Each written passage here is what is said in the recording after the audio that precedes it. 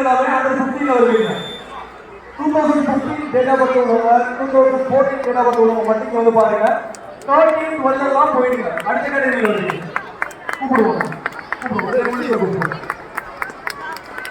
2014 15 இருந்து பாய்ஸ்ல கேர்ள்ஸ்ல நடந்து மிஸ் ஆயிடுச்சு அப்படின்னா அந்த கேட்டகரியில அவங்க மட்டும் வந்து பாருங்க.